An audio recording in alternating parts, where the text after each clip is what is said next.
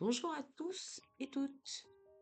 Je m'appelle Chantal Botrel et je suis l'auteur de Le souffle de mon esprit divin, l'acronyme. Et je tiens à vous présenter mon manuscrit qui est sorti mi-décembre 2025. Donc je suis une auteure sensible et intuitive et à l'écoute surtout des énergies, des émotions et des résonances du monde.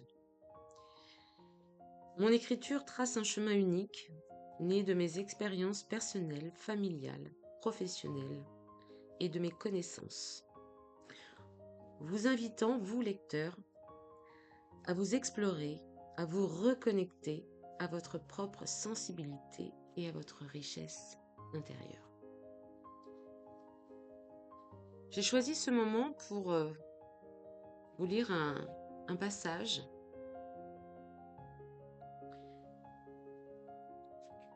une petite histoire.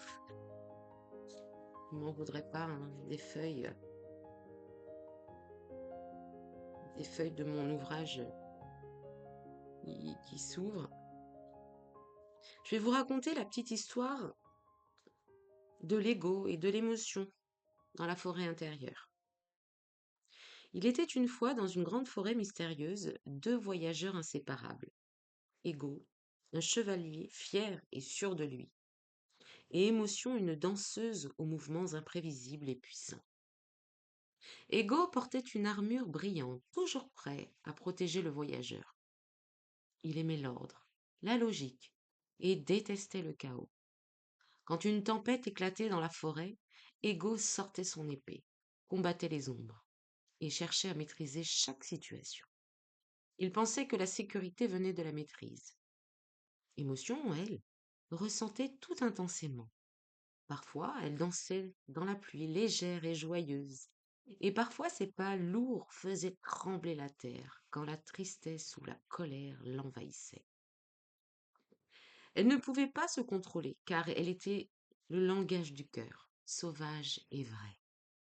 Souvent, Ego se fâchait contre Émotion, trouvant ses mouvements trop erratiques, trop déroutants. Il voulait qu'elle se calme, qu'elle soit raisonnable. Mais Émotion savait qu'elle était aussi la clé qui ouvrait les portes secrètes de la forêt, révélant les trésors cachés au fond de l'âme. Un jour, la forêt fut envahie par une obscurité profonde, un mal qui paralysait le voyageur. Ego tenta de combattre cette obscurité, en forçant tout, mais sans succès. Émotion épuisée, s'assit et laissa ses larmes couler. Alors, doucement, Ego comprit que la force ne venait pas toujours de l'épée, mais parfois du courage de s'abandonner à ce qu'on ressent. Ils apprirent alors à danser ensemble.